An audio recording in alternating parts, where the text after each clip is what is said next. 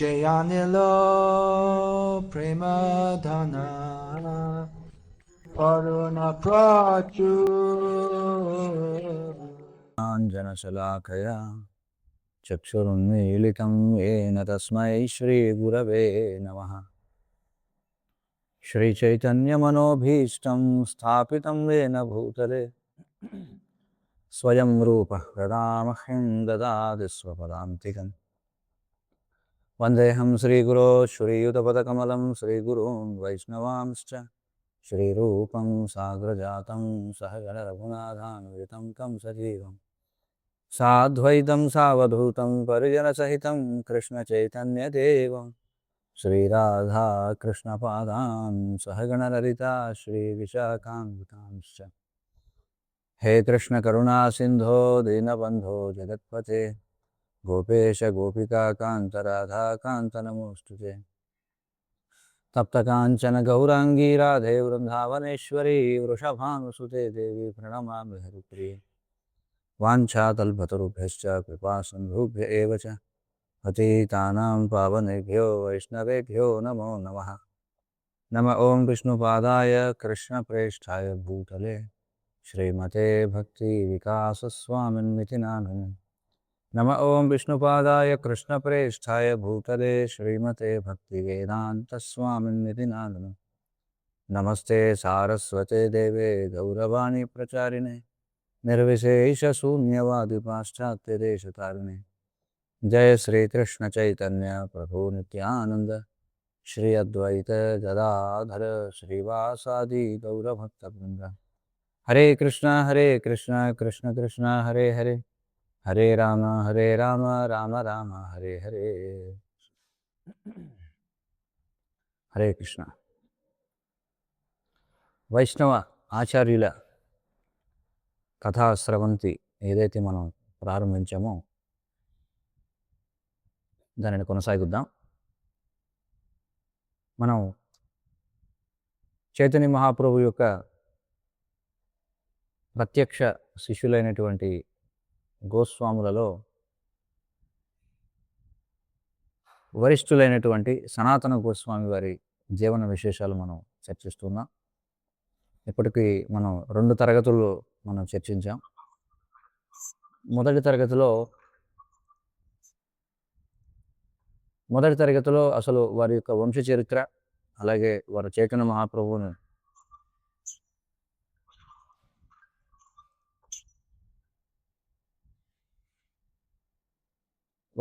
మహాప్రభువుని కలుసుకోవడం వరకు మనం చర్చించడం జరిగింది. తర్వాత వారు తమ యొక్క కొలువు నుండి, అంటే ఈ నవాబ్ హుస్సేన్ షా కొలువు నుండి వారు తప్పించుకున్న విధానం, తర్వాత వారణాసిలో చైతన్య మహాప్రభు వారికి ఉపదేశాలు ఇవ్వడం, సనాతన శిక్ష ఏదైతే చైతన్య మహాప్రభు సనాతన గోస్వామికి బోధనలు చేశారో వాటి గురించి చర్చించాం. ఆ తదుపరి చైతన్య మహాప్రభు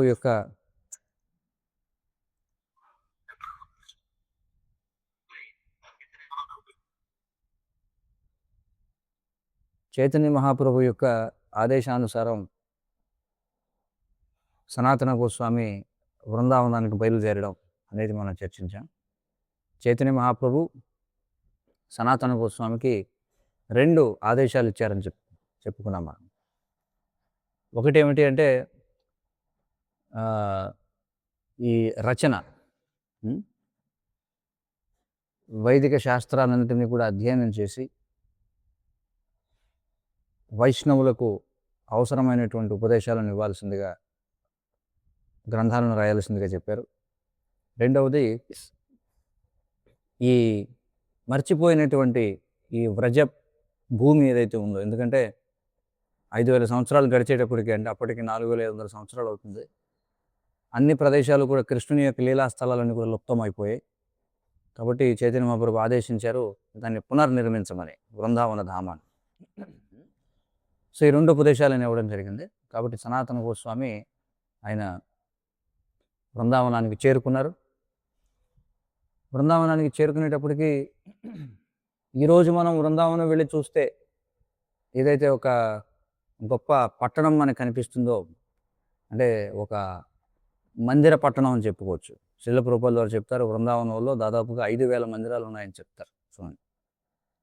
కానీ సనాతన గోస్వామి వెళ్ళేటప్పటికి అది ఒక పెద్ద అరణ్యం అన్నమాట.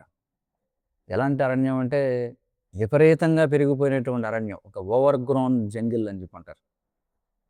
అది పరిస్థితి. అయితే సనాతన గోస్వామి ఆయన ఒక వృక్షం కింద నిద్రపోయేవారు.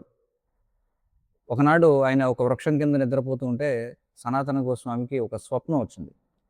ఆ స్వప్నంలో భూమిలో దాగి ఉన్నటువంటి ఒక సుందరమైనటువంటి కృష్ణుని యొక్క విగ్రహం కనిపించింది అనమాట స్వప్నంలో. అయితే ఆ స్వప్నంలో ఆయనకి ఏం కనిపించిందో, అది ఎక్కడ కనిపించిందో అని చెప్పి ఆయన వెతుక్కుంటూ వెళతారు. తర్వాత రోజు వెతుక్కుంటూ వెళితే యమునా నది వైపుగా చూస్తున్నటువంటి ఒక కొండ దగ్గరికి చేరుకుంటారు. ఆ కొండని ద్వాదశాదిత్య తిల అని చెప్పి అంటారన్నమాట. అక్కడ ఆయనకి వాస్తవంగా కృష్ణుని యొక్క మునిమనవుడైన వజ్రనాభుడు స్వయంగా చెక్కినటువంటి మదనమోహనుని విగ్రహం దొరుకుతుంది. దానికి విశేషం. ఆ విగ్రహం ఎవరంటే స్వయంగా కృష్ణుని యొక్క మునిమనవుడు వజ్రనాభుడు, ఆయన చెక్కించినటువంటి విగ్రహం అనమాట. అది ఎక్కడ ఆ ద్వాదశాదిత్య తిల అనే ప్రదేశంలో దాగి ఉంది. అదేమిటంటే మదనమోహన్ విగ్రహం అనమాట.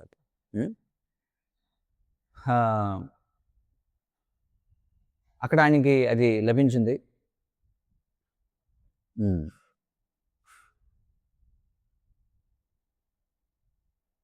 సో తర్వాత అయితే ఆ శిల ఏదైతే ఉందో, అంటే ఆ విగ్రహం ఏదైతే ఉందో, అది కొన్నాళ్ల పాటు ఒక పురుషోత్తమ చౌబే అనేటువంటి ఒక స్థానిక పూజారి దాన్ని అర్చించాడనమాట. అయితే ఇంకా అతను అర్చించలేనటువంటి పరిస్థితుల్లో అతడు ఈ ఈ మదన గోపాలుడు ఎవరైతే ఉన్నాడో దానిని సనాతన గోస్వామికి అప్పచెప్తాడు అన్నమాట. మరి సనాతన గోస్వామి మందిరం లేకపోవడం చేత ఆయన ఏం చేసేవాడంటే ఒక చెట్టు కొమ్మకి బుట్ట ఒకటి వేలాడదీసి ఆ బుట్టలోనే పెట్టి పూజించేవాడు. మందిరం లేదు మరి, చెట్టుకు వేలాడదీసి ఒక బుట్టని ఆ బుట్టలోనే స్వామికి పూజలు ఇవన్నీ కూడా చేస్తుండేవాడు. అయితే ఆయన ఏమి పెద్ద ఐశ్వర్యవంతమైనటువంటి నివేదనలు ఏమీ చేయలేకపోయేవారు. ఆయన కేవలం ఏం చేసేవారంటే ఒక 4 దాన్ని ఏమంటాం బాటి అని చెప్పి అంటారు. బాటి అంటే గోధుమ పిండి ముద్దలు అన్నమాట. అందులో ఉప్పు కూడా వేసేవారు కాదు, నెయ్యి కూడా వేసేవారు కాదు, ఎందుకంటే ఆయన దగ్గర ఏం లేదు. ఆ గోధుమ పిండి ముద్దలు ఏవైతే ఉన్నాయో వాటిని కొన్ని పుల్లలు వెలిగించి ఆ పుల్లల మీద కాల్చేవారు అన్నమాట. ఆ పుల్లల మీద కాల్చి ఆయన ఆనందాశ్రువులతో స్వామికి నివేదన చేస్తూ ఉండేవారు. అదే ఆయన చేసిన నివేదన.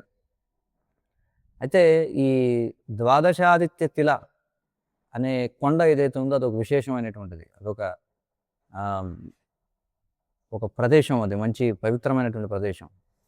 అంటే దాని అర్థం ఏంటంటే ద్వాదశాదిత్య అంటే 12 మంది సూర్యుల కొండ అని చెప్పి.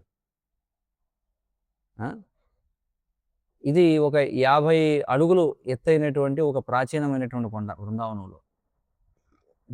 అది చాలా చాలా గొప్ప ఆధ్యాత్మిక మరియు చారిత్రకమైనటువంటి ప్రాముఖ్యతను కలిగి ఉంది. ఎందుకంటే ఈనాటి శ్రీ రాధా మదన మోహన్ మందిరం ఏదైతే ఉందో అది ఆ ప్రదేశంలోనే ఉంది. మీరు బృందావనం వెళ్ళి చూస్తే శ్రీ రాధా మదన మోహన్ మందిరం ఉంటుంది. సనాతన గోస్వామి నిర్మించారు తర్వాత కాలంలో అక్కడ మందిరం. ఆ మందిరం ఉన్న ప్రదేశం అదే ద్వాదశాదిత్య తిల అనమాట. అక్కడే సనాతన గోస్వామి జీవిస్తూ ఆయన తన తీవ్రమైనటువంటి ఆధ్యాత్మిక సాధన భజన చేసుకుంటూ ఉండేవారు అనమాట ఆ ప్రదేశంలో. మరి ఆ ప్రదేశానికి ద్వాదశాదిత్య తిల అనే పేరు ఎందుకు వచ్చిందంటే శ్రీమద్ భాగవతంలో మనం చూడొచ్చు ఒక లీల.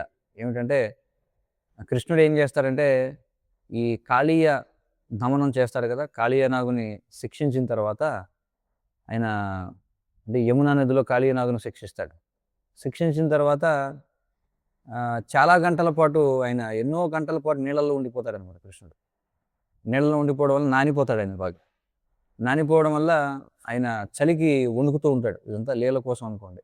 నానిపోయి వణుకుతూ ఆయనకి చాలా తీవ్రమైనటువంటి చలిగా ఉంటుందన్నమాట. చలిగా ఉన్నప్పుడు ఏం చేస్తాడంటే ఆ దగ్గరలో ఉన్నటువంటి ఒక కొండ ఎక్కి పడుకుంటాడనమాట. ఎందుకంటే ఆ ఎండలో ఎండబెట్టుకుందామని శరీరాన్ని. హ్మ్. అయితే భగవంతుడు వణికిపోవడాన్ని శ్రీమతి రాధారాణి చూసి ఆమెకు ఆందోళన పెరిగి ఆమె ఏం చేస్తుందంటే, కృష్ణుడు నా ప్రియుడైనటువంటి కృష్ణుడు ఇలా వణికిపోతున్నాడు. ఆయనకి వేడి కలగాలి అని చెప్పి ప్రార్థిస్తూ ఉంటే ఆమె ప్రార్థనలకు సమాధానంగా ఆహ్, ఈ సూర్యుని యొక్క 12 మంది విస్తరణలు వారినే ద్వాదశాదిత్యులు అని చెప్పి అంటారు. సూర్యదేవుని యొక్క 12 మంది విస్తరణలు. వాళ్ళు ఏకకాలంలో ఆ కొండ మీద వ్యక్తం అవుతారండి. ప్రత్యక్షం అవుతారు. ఆ!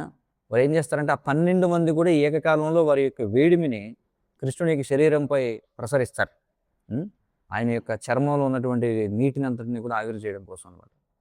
మరి ఆ విధంగా 12 మంది ఆదిత్యుల యొక్క వేడి కారణం చేత ఆ పర్వతానికి ద్వాదశాదిత్య తిల అని పేరు వచ్చింది.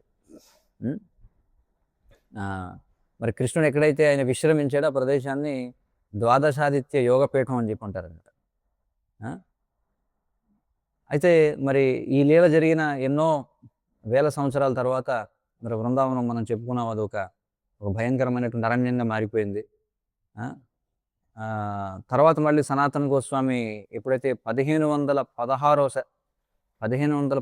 సంవత్సరంలో ఆయన మళ్ళీ వ్రజ ప్రాంతానికి వస్తారు. అయితే వ్రజ అంటే అర్థం ఏమిటి అసలు? వ్రజ భూమి అంటాం కదా!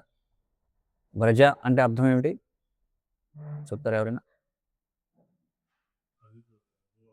లేదు. వ్రజభూమి అని ఎందుకు వచ్చింది పేరు? భగవంతుడు ఆ నీళ్ళని పరిపాలించాడు కనుక హుహు. కాదు. దాన్ని వ్రజభూమి అని ఎందుకంటారంటే, వ్రజము అంటే పచ్చిక బయలు అని అర్థం. అంటే గోవులు మేసేటువంటి పచ్చిక బయలు. దాన్ని వ్రజము అని చెప్పి అంటారు. ఆ!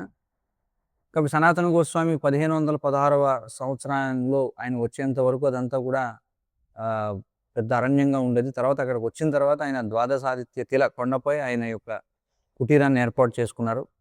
ఆ! ఆహ్, తర్వాత మనం చెప్పుకున్నాం కదా! ఆయన ఏం చేసేవారు? సనాతన గోస్వామి ఒక నూతనంగా కనుగొన్నటువంటి మదనమోహన విగ్రహాన్ని ఆయన ఒక వటవృక్షం ఒకటి ఉందన్నమాట ఇక్కడ. వటవృక్షం అంటే ఒక మర్రి చెట్టు ఉంది. ఆ మర్రి చెట్టు కొమ్మకి ఏలాడదీసి ఆ! ఉప్పు కూడా లేనటువంటి అవి బాటి అనేటువంటి వాటిని నివేదన చేస్తుండేవారు. హ్మ్. అయితే ఈ సనాతనుని యొక్క శుద్ధ భక్తి కారణం చేత ఆ కొండపై ఆయన చేసినటువంటి తీవ్రమైనటువంటి సాధన చేత ఒక సంపన్నవంతుడైనటువంటి వ్యాపారి కపూర్ రామ్‌దాస్ అనేటువంటి వ్యక్తి తర్వాత కాలంలో అక్కడ ఒక ఘనమైనటువంటి ఎర్రరాతి మదనమోహన మందిరాన్ని నిర్మించడానికి అతడు ముందుకొచ్చాడనమాట. అతడే మొత్తం దానికి కావాల్సిన ధనమంతా కూడా ఇచ్చాడు. ఆ! కపూర్ రామ్‌దాస్ అనేటువంటి వ్యక్తి. ఆ ద్వాదశాదిత్య తిలపై ఈ రాధా మదనమోహన్ మందిరం ఈనాటికి మనం చూడొచ్చు వెళ్ళి. ఆ మందిరం ఉందక్కడ. దాన్ని ఆయన నిర్మించాడు. ఎర్రరాతి శాండ్ స్టోన్ అంటారు. Red sand stone. దానితో నిర్మించారనమాట. హ్మ్. ఆ విధంగా మొట్టమొదటి ఆలయం బృందావనంలో మనం చూస్తే. ఆ! ఇప్పుడు ఏవైతే వేల మందిరాలున్నాయి. కానీ మొట్టమొదటి మందిరం అక్కడ కట్టబడింది ఏమిటంటే రాధా మదనమోహన్ మందిరం. అది శ్రీల సనాతన గోస్వామి వారు మరి నిర్మాణం చేయడం జరిగింది. మరి ఈరోజు మనం చూస్తే మరి ఎంతోమంది యాత్రికులు వెళ్ళి ఈ ద్వాదశాదిత్య తిల మెట్లెక్కి పైకి వెళ్ళి రాధా మదనమోహన్ మందిరాన్ని సందర్శించుకుంటారు. అలాగే అక్కడ ఇప్పటికీ కూడా ఆ విగ్రహం పూర్వం ఏ వటవృక్షానికైతే వేలాడదీయబడి ఉండేదో ఆ వృక్షాన్ని కూడా మనం చూడొచ్చు. అలాగే సనాతన గోస్వామి వారి సమాధి కూడా ఉందన్నమాట. సమాధి ఎక్కడ ఉంటుందంటే కొండ దిగువన ఉంటుంది. ఇక్కడ సనాతన గోస్వామి వారి సమాధిని కూడా మనం చూడొచ్చు. హ్మ్. అయితే సనాతన గోస్వామి వారు ఆయన బాగా వయసు మీరిపోయిన తర్వాత అయితే సనాతన గోస్వామి ఆయన బృందావనం వెళ్ళినప్పటి దగ్గర నుంచి కూడా ప్రతిరోజు ఈ గోవర్ధన పరిక్రమ చేస్తాననే వ్రతాన్ని స్వీకరించారు. ప్రతిరోజు గోవర్ధన పరిక్రమ చేసేవారు. మరి గోవర్ధన పరిక్రమ అనేది 13 మైళ్ళు. 13 మైళ్ళు అంటే 21 కిలోమీటర్లు అన్నమాట. అంటే రోజు 21 కిలోమీటర్లు అయినా గోవర్ధన పర్వతం చుట్టూ పరిక్రమ చేసేవారు.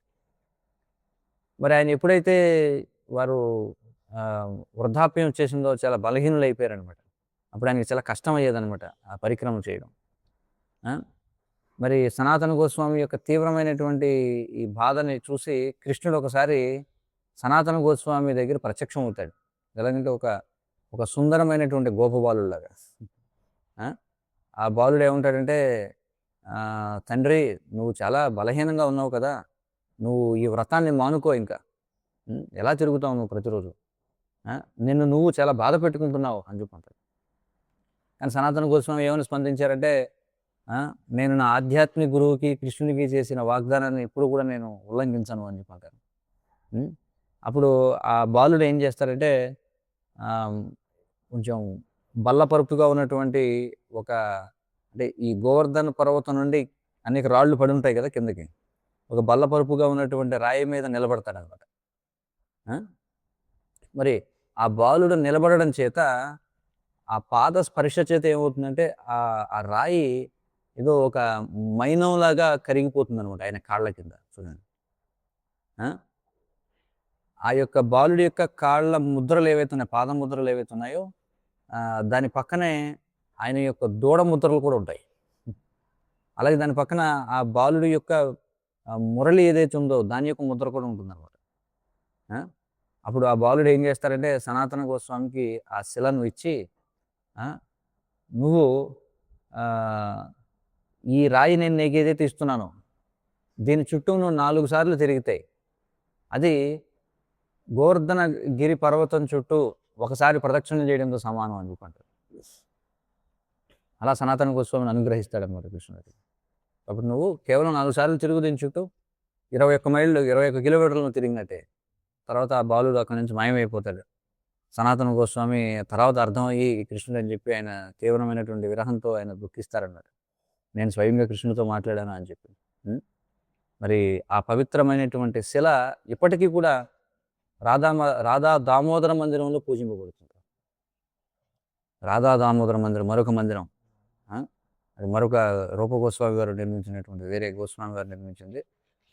ఆ మందిరంలో ఈనాటికి కూడా ఆ శిల ఏదైతే సనాతన గోస్వామికి కృష్ణుడు ఇచ్చాడో స్వయంగా అది అర్చింపబడుతుంది అనమాట.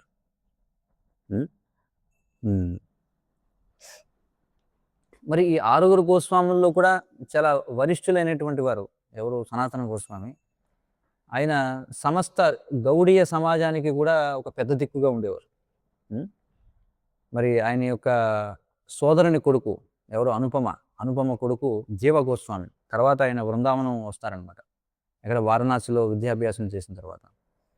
అప్పుడు సనాతనుడు ఆయనని పూర్తిగా ఆయన సంరక్షణలో ఉంచుకుంటారు. సనాతన గోస్వామి ఈ జీవ గోస్వామిలో ఉన్నటువంటి అసమానమైన తెలివితేటలు, అలాగే తర్కం, అలాగే సంస్కృత వ్యాకరణంలో ఆయనకు ఉన్నటువంటి పాండిత్యం, వీటిని గుర్తిస్తారన్నమాట. గుర్తించి ఆయన ఎప్పుడైతే సనాతనుడు శ్రీమద్ భాగవతంపై ఒక పెద్ద భాష్యం రాస్తారు, బృహద్ వైష్ణవతోషణి అని చెప్పి ఒక భాష్యం రాస్తారు. రాసిన తర్వాత ఆ గ్రంథాన్ని జీవ గోస్వామికి ఇస్తారన్నమాట. నువ్వు తప్పులు చూడైనా అందులో ఏమైనా సర్దిద్దారంటే ప్రూఫ్ రీడింగ్ ఎడిటింగ్ అన్నీ కూడా దానికి ఇస్తారనమాట. ఇంకా దీన్ని బాగా సానపట్టు దీన్ని బాగా అని చెప్పి. మరొక లీలలో మనం చూస్తే ఒక వరిష్ఠుడైనటువంటి పండితుడు, అతని పేరు వల్లభ భట్ట. అతడు రూప సనాతనులని కలుసుకోవడానికి వస్తాడనమాట. వచ్చి రూప గోస్వామి వారు రాస్తున్నటువంటి రచనలో ఒక వ్యాకరణ విషయాన్ని ఆయన విమర్శిస్తారు. అయితే ఆయన కొంచెం వరిష్ఠుడైనటువంటి పండితుడైన కారణం చేత గౌరవంతో రూప సనాతనులు వాళ్ళు మౌనంగా ఉంటారు, ఏం మాట్లాడరు. కానీ ఈ యుక్త వయసులో ఉన్నటువంటి జీవ గోస్వామి మాత్రం సహించలేకపోతారు అనమాట. ఏమిటంటే, మా గురువు గారి రచనలోనే తప్పులు కనిపెడతావు అనుకోండి. అయితే జీవ గోస్వామి వారు ఏం చేస్తారంటే, వాళ్ళు అక్కడి నుంచి వల్లభ భట్టు వెళ్ళిపోయిన తర్వాత ఆ యమున అనేది ఒడ్డున వల్లభ భట్టును కలుసుకొని అతడితోటి ఒక వాగ్వివాదానికి దిగి అందులో ఆయన ఓడిస్తాడు వల్లభ భట్టును. అయితే ఎప్పుడైతే సనాతన రూప గోస్వామి గారికి ఈ విషయం తెలిసిందో, ఏమిటి జీవ గోస్వామి ఆ విధంగా వెళ్ళి ఈ వల్లభ భట్ట అనేటువంటి పండితుడిని ఓడించాడని చెప్పి, ఆరంభంలో ముందు అతడికి వినయం నేర్పాలని చెప్పి అతన్ని తీవ్రంగా మందలిస్తారన్నమాట. ఏమంటారంటే, నువ్వు బృందావనం వెళ్ళిపో, నువ్వు నీ క్రోధాన్ని జయించే వరకు నువ్వు బృందావనం అడుగు పెట్టొద్దని చెప్పంటారు. మరి జీవ గోస్వామి వెళ్ళిపోతారు అక్కడి నుంచి, బృందావనం నుంచి. అయితే సనాతనుడు ఆయన కొంచెం ఒక జీవ గోస్వామి విషయంలో ఒక పితామహులు లాంటి వాడు అనమాట. మరి పెద్ద వ్యక్తిగా ఆయన ఏం చేశారంటే రహస్యంగా అసలు జీవగోస్వామి ఎక్కడున్నాడో తెలుసుకుంటారు వెళ్ళి. ఎక్కడికి వెళ్తున్నాడు ఏమిటని చెప్పి ఒక గుడిసెలో ఉంటుంటాడు. వెళ్ళి అతన్ని ఓదార్చి ఆ! ఎందుకంటే అతడు పూర్తిగా అసలు ఆహారం అన్నీ మానేసి చాలా బక్కచిక్కిపోతాడనమాట జీవగోస్వామి బాధతోటి. మళ్ళీ అతడికి జాగ్రత్తగా పరిచర్యలు చేసి ప్రేమపూర్వకంగా మళ్ళీ ఆహ్, వెనక్కి తీసుకొస్తారనమాట. హ్మ్. హ్మ్. అయితే ఈ శ్రీ రాధా మదన మోహన మందిరం యొక్క నిర్మాణం ఏదైతే ఉందో ఈ వృందావనంలో, అసలు అది వృందావన చరిత్రలోనే ఒక ఆహ్, ఏమనాలి ఒక మాన్యుమెంటల్ చాప్టర్‌గా చెప్పుకోవాలన్నమాట. ఒక గొప్ప అధ్యాయంగా చెప్పుకోవాలి వృందావనం చరిత్రలో. ఆ! దాని గురించిన కొన్ని విశేషాలు చూద్దాం మనం. అయితే మనం చెప్పుకున్నాం గదా! ఈ ఈ ఘనమైనటువంటి మందిరం నిర్మించక ముందు సనాతన గోస్వామి మదన మోహన విగ్రహాన్ని ఆహ్, ఆహ్, ఆ పర్వతంపై ఉన్నటువంటి ఒక చెట్టుకు వేలాడదీసి పూజించేవారు. తర్వాత గుడిసెలో పూజించేవారు కొన్నాళ్ళ తర్వాత. ఆయన ఎంత పేదవారుగా ఉండేవారంటే నేను చెప్పుకున్నాను గదా! 4 ఉప్పు, నెయ్యి కూడా లేనటువంటి గోధుమ పిండి ఉండలు కాల్చి పెట్టేవారని జెప్పి. ఆ! అయితే ఒకనాడు ఏం చెప్పబడిందంటే, ఆ మదనమోహన విగ్రహం, రాధా మదనమోహన విగ్రహం అది సనాతన గోస్వామిని అడిగిందట. ఏమనంటే, "సనాతన నువ్వు నాకు కనీసం ఉప్పు కూడా ఇవ్వట్లేదు ఏమిటయ్యా?" అని చెప్పి. దానికి సనాతనుడు ఏమని బదులించాడంటే, "స్వామి నేను ఒక వృద్ధుడిని. నేను కేవలం శాస్త్రాలు రాయడంలోనే నా రోజులు గడుపుతున్నాను. అందుచేత నా దగ్గర ఎలాంటి వసతులు, సౌకర్యాలేవి లేవు. దయచేసి నా దగ్గర ఏదుంటే అదే తీసుకో" అని చెప్పి ఆయన సమాధానం చెప్తారు. అయితే 1580వ సంవత్సరంలో మనం ఇందాక చెప్పుకున్నాం. కపూర్ రామ్‌దాస్ అని చెప్పి ముల్తాన్ ప్రాంతం నుంచి వస్తాడు. ముల్తాన్ అంటే అంటే ఇప్పుడు పాకిస్తాన్‌లో ఉందది ముల్తాన్ అనేది. అప్పట్లో అంతా అఖండ భారతదేశం కదా! సో, ముల్తాన్ నుంచి ఒక ఆహ్, వాస్తవానికి ముల్తాన్ అంటే దాని పేరు మూలస్థాన్ అన్నమాట సంస్కృతంలో. మూలస్థాన్. సో, ఆ పేర్లని సంస్కృతం పేర్లే వాస్తవానికి. పెషావర్ అనే ఒక పట్టణం ఉంది. దాని పేరు పురుషపురం దాని పేరు. పెషావర్‌గా మారిన తర్వాత. ఆహ్, ఇలా మొత్తానికి ముల్తాన్ ప్రాంతం నుంచి ఆయనొస్తాడు. ఆహ్, కృష్ణదాస్ కపూర్ అని చెప్పి అంటారు దానికి అతని పేరు. కపూర్ రామ్‌దాస్ అంటారు. అలాగే కృష్ణదాస్ కపూర్ అని కూడా పేరు చెప్పబడింది. అతడు యమునా నదిలో ఆహ్, ఆగ్రా వైపుగా వెళుతుంటాడు పడవేసుకొని. ఎందుకంటే వర్తకుడు అతను. అందులో ఆహ్, పెద్ద ఎత్తున సరుకులు తీసుకెళ్తూ ఉంటాడు. సరుకుల్లో ముఖ్యంగా ఏంటంటే ఉప్పు అన్నమాట. ఉప్పు వ్యాపారి అతను. ఆ పడవ మీద తీసుకెళ్తూ ఉంటాడనమాట. అయితే ఆ యమునా నది మీద అతను వెళుతూ ఉంటే ఖచ్చితంగా ఈ ద్వాదశాదిత్య తిల ఏదైతే ఉందో దేనిపైనైతే సనాతన గోస్వామి ఉండేవారో దానికి ఎదురుగా ఆ నౌక ఏం చేస్తుందంటే కింద ఇసుక తగిలేస్తదనమాట. ఇసుక తిప్పోడు తగిలేస్తుంది. తగిలేసి ఏం చేస్తుంది చిక్కుకుపోతుంది ఇసుక తిప్పలో. ఇసుక తిప్పలో చిక్కుకుందంటే ముందుకెళ్ళలేదు కదా! మరి ఆ వ్యాపారి చాలా భయాందోళనకు గురవుతాడు. ఇప్పుడు నేను ఎలాగ నా నష్టం వచ్చేస్తుంది ఇప్పుడు నా వ్యాపారానికి అని చెప్పి. అయితే అతడు సహాయం కోసం చూస్తూ ఏం చేయాలో తెలియక మొత్తానికి ఒడ్డుకొచ్చి నది ఒడ్డుకొచ్చి ఒక్కడే అక్కడున్న కొండ మీద ఉన్న సనాతన గోస్వామిని కలుస్తాడు. ఆ!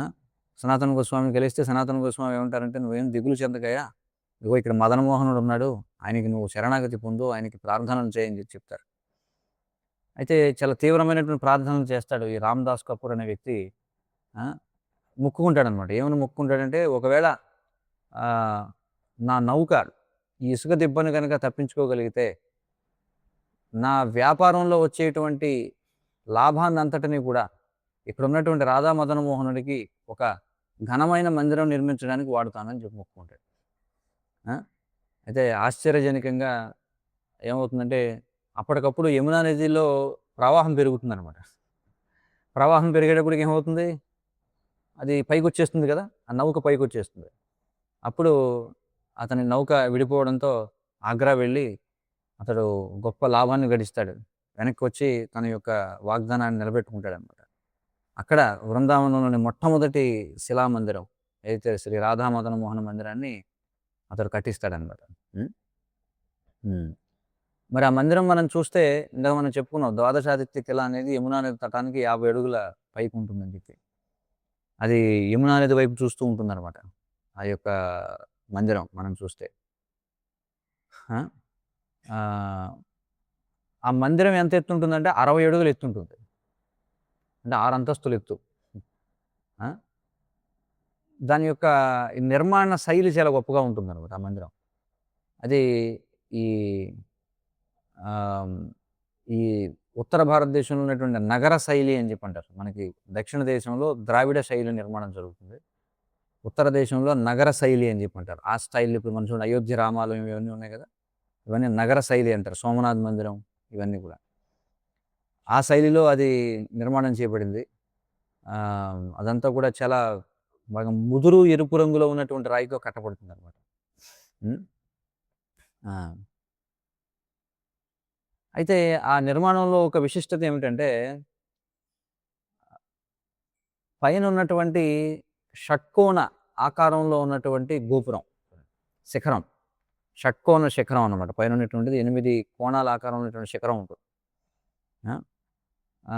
అయితే అప్పట్లో ఉన్నటువంటి నిర్మాణాలు లాగా కాకుండా ఇదొక విలక్షణమైనటువంటి రూపంలో ఉంటుందన్నమాట. ఆ! అయితే అది అంత ఘనంగా ఉన్నప్పటికీ కూడా సాధారణంగా మనం చూస్తే ఈ మొఘలాయుల కాలంలో నిర్మించబడిన ఇతర మందిరాల్లాగా ఆ గోపురంపై ఎక్కువ శిల్పాలుండవు. అది కొంచెం ఎలా ఉంటుందంటే శిల్పాలేమి లేకుండా సాదాగా ఉంటుందన్నమాట. ఎందుకంటే సనాతన గోస్వామి వారు చెప్తారు. ఆయనే స్వయంగా నిర్దేశాలు ఇస్తారనమాట. ఈ మందిరాన్ని ఎలా నిర్మించాలని చెప్పి. ఆ! ఆహ్, ఎందుకంటే ఈ భక్తి ఉద్యమ లక్షణాలని ప్రతిస్పందించే విధంగా ఆలయాన్ని సరళంగా నిర్మించాలని ఆయన కోరుకుంటారు. అంటే భక్తికి చాలా ముఖ్యమైనటువంటి ఏమిటంటే సరళత, శుద్ధత, అలాగే అంతర్గతమైనటువంటి భక్తి ముఖ్యం కదా! సో, దాన్ని ప్రతిబింబించేలా మందిర శిఖరాన్ని నిర్మిస్తారనమాట. ఆ! హ్మ్. ఆ మందిరాన్ని చూడొచ్చు మనం. హ్మ్. అయితే ఆ మందిర నిర్మాణం చేసినప్పుడు చాలా పెద్ద పెద్ద, చాలా మందంగా ఉన్నటువంటి గోడలు గూడా కట్టారు దాని చుట్టూ. ఆ మందిరం చుట్టూ. ఆ! లోపల ఉన్నటువంటి గర్భగృహాన్ని సంరక్షించడానికి చాలా మందంగా ఉన్నటువంటి గోడలు కట్టారనమాట. అలాగే మనం కింద ఆహ్, కొండ మీద నుంచి ఆ మందిరంలో వెళ్ళడానికి మెట్ల దారి అవన్నీ కూడా ఉంటాయి చూసినట్లయితే. అయితే మనం చెప్పుకున్నాం గదా! ఆ రోజుల్లో ఇది 6 అంతస్తుల ఎత్తులో కట్టారు. 6 అంతస్తుల ఎత్తు మందిరం కట్టారు కదా! దురదృష్టవశాత్తు ఏమైందంటే కొన్ని శతాబ్దాల తర్వాత అది ఎవరి కళ్ళలో పడకూడదో ఆళ్ళ కళ్ళలో పడిందనమాట. 1670వ సంవత్సరంలో ఈ మొఘల్ చక్రవర్తి ఔరంగజేబు ఏం చేశాడు వృందావనంపై దాడి చేశాడు. దాడి చేసి ఆ మందిరంపై దాడి చేసి ఆ మందిరపు పై భాగాన్ని పడగొట్టేశాడన్నమాట. ఆ! మరి ఆ యొక్క పరంపర ఏదైతే ఉందో, ఆ పవిత్రమైనటువంటి ఈ రాధా మదన మోహన విగ్రహాన్ని సంరక్షించడం కోసం, ఆ మూల విరాట్ ఎవరైతే ఉన్నారో మదన మోహన విగ్రహాన్ని రహస్యంగా రాత్రికి రాత్రే ఏం చేశారంటే దాడి జరగబోతుందని రాజస్థాన్‌కి తరలించేశారు. రాజస్థాన్‌లో ఈనాటి కరౌలి అనేటువంటి ప్రాంతంలో ఇప్పుడు ఆ విగ్రహం అర్చించబడుతుంది. ప్రస్తుతం ఆ విగ్రహం ఎక్కడుందంటే కరౌలీలో ఉంది రాజస్థాన్‌లో. ఆ! ఆహ్, మరి ఈరోజు వృందావనంలో ఏదైతే మనం ఈ రాధా మదన మోహన్ మందిరంలో ఉన్నటువంటి మూర్తి ఎవరైతే ఉన్నారో అది ప్రతిభామూర్తి అంటారు. ప్రతిభామూర్తి అంటే వాస్తవమైన మూర్తికి నకలు ఒకటి చెక్కారనమాట. అది 1748 సంవత్సరంలో స్థాపన చేశారు. ఆ! పక్కనే మనం చూస్తే సనాతన గోస్వామి వారి యొక్క ఏదైతే భజన కుటీరం ఏదైతే ఉందో, అలాగే ఆయన యొక్క సమాధి ఎక్కడైతే ఉందో దాని పక్కనే స్థాపన చేశారనమాట. ఉన్నది నకల మూర్తి. అసలు విగ్రహం ఎక్కడుందంటే కరౌలీలో ఉంది. హ్మ్. అయితే శ్రీ రాధా మదన మోహన్ మందిరంలో ఆహ్, మనం చెప్పుకున్నాం కదా! సనాతన గోస్వామి ఏదైతే నివేదన చేశారో, ఆ సాంప్రదాయాన్ని ఇంకా కొనసాగిస్తున్నారు. ఇది అంగకడి అని చెప్పంటారు. అంగకడి అంటే ఆహ్, ఏదైతే సనాతన గోస్వామి ఊరికే గోధుమ పిండి ఉండలు చేసి దాన్ని కాల్చి పెట్టేవారు. ఆ! అయితే ఇతర బృందావన మందిరాల్లో చాలా విలాసవంతమైనటువంటి నివేదనలు జరుగుతూ ఉంటాయి. చాలా సంపన్నవంతమైనటువంటి భోగ నివేదనలు జరుగుతూ ఉంటాయి. బాగా ఏమంటాం దాన్ని శర్కర అలాగే మసాలాలు ఇవన్నీ కూడా ఉపయోగించి బాగా నివేదన చేస్తుంటారు. ఆ! కానీ ఇప్పటికీ కూడా రాధా మదన మోహన్ మందిరంలో అదే పద్ధతి కొనసాగుతుందనమాట. ఏది ఆ గోధుమ పిండి ఉండలు కాల్చి పెట్టడం అనేది ఇప్పటికీ అదే జరుగుతుంది. ఆ! అంటే ఈనాటికి కూడా ఆ! అయితే అప్పుడు సనాతన గోస్వామి వారు ఉన్నప్పుడు ఏం చేసేవారంటే, ప్రతిరోజు కూడా ఆయన ఆహ్, ఈ మథురాకి వెళ్ళేవారనమాట. కొన్ని మైళ్ళు నడుచుకుంటూ వెళ్ళి, లేదా చుట్టుపక్కల గ్రామాల్లో భిక్షమెత్తుకునేవారు సనాతన గోస్వామి వెళ్ళి. అలా తిరిగి తిరిగి ఆయన ఏం చేసేవారంటే, రోజు కొద్దిగా గోధుమ పిండి తీసుకొచ్చేవారు. గోధుమ పిండి కొన్ని ఉలవలు తెచ్చేవారట. భిక్షం ఎత్తిన తర్వాత. ఆ! మరి ఆయన దగ్గర ఏది లేదు కాబట్టి ఆయన ఏం చేసేవారు, ఊరికే ఆ పిండిని యమునా నది నీటితో కలిపి ఉండల కింద చేసి, వాటిని లడ్డూల కింద వాటిని అవి బాటీలని చెప్పి అంటారు. వాటిని ఏం చేసేవారంటే ఇందాక చెప్పుకున్నట్టుగా ఉప్పు, నెయ్యి ఏమి లేకుండా కాల్చి నివేదన చేస్తారు. ఆ! అయితే ఒకరోజు ఇందాక మనం చెప్పుకున్నాం కదా! ఆహ్, స్వామి స్వయంగా మాట్లాడాడని చెప్పి. ఆ! ఆ! అయితే చూడండి, పూర్తిగా ఈ సనాతనుని యొక్క శుద్ధమైనటువంటి భక్తికి ప్రసన్నుడై స్వామి నవ్వుతూ ఆ ఉప్పు లేనటువంటి ఉండలనే తింటూ ఉన్నాడు. బృందావనంలో అందుకే ఈనాటికి కూడా ఉప్పుని ఏమంటారట అంటే శ్యామరస్ అని పిలుస్తారట. శ్యామరస్ అంటారట ఉప్పుని. అంటే కృష్ణుని యొక్క రసము అని చెప్పి. అంటే కృష్ణుని యొక్క రుచి అని. ఎందుకంటే ఈ లీల కారణం చేత సనాతన గోస్వామితో కృష్ణుడు మాట్లాడాడు కదా! ఈ లీల వలన దాన్ని శ్యామరస్ అని చెప్పి పిలుస్తారనమాట ఉప్పుని. హ్మ్. హ్మ్. కాబట్టి ఈ ఈ బాటిల్‌తో పాటుగా ఏం చేస్తారంటే, ఇప్పుడు ఈ రోజుల్లో ఏం చేస్తున్నారంటే, కొంచెం శనగపిండి, అలాగే ఉలవలు కొన్ని అవి ఇవి కలిపి కడీ కూడా తయారు చేస్తారు. ఆ కడీ ఆ బాటీలనేవి 2 కూడా నివేదన చేస్తారన్నమాట. హ్మ్. మరి ఈనాటికి కూడా ఎవరైతే భక్తులు సందర్శిస్తారో ఆ మందిరాన్ని వాళ్ళకి బాటీలే ప్రసాదంగా ఇవ్వబడతాయి. అయితే ఎవరైతే ఈ ఉప్పు లేనటువంటి బాటీలని రుచి చూస్తారో, వారు అందులో ఒక అద్భుతమైనటువంటి రుచి ఉంటుంది అందులో. అంటే అందులో ఉప్పు లేకపోయినా, నూనె గాని, నెయ్యి గాని లేకపోయినా సరే, అవి చాలా అద్భుతమైనటువంటి తీపిని కలిగి సంతృప్తికరంగా ఉంటాయట ఆ బాటిల్. ఆ! మరి ఎలా వస్తుందంటే ఇది సనాతన గోస్వామి యొక్క ప్రేమ వల్ల ఆ రుచి కొనసాగుతుందని మనం చెప్పుకోవాలి. హ్మ్. హ్మ్. ఇంక తర్వాత మనం శ్రీ సనాతన గోస్వామి వారి యొక్క ఆహ్, మరికొన్ని ముఖ్యమైనటువంటి లీలలు మనం చెప్పుకోవాలంటే ఆ!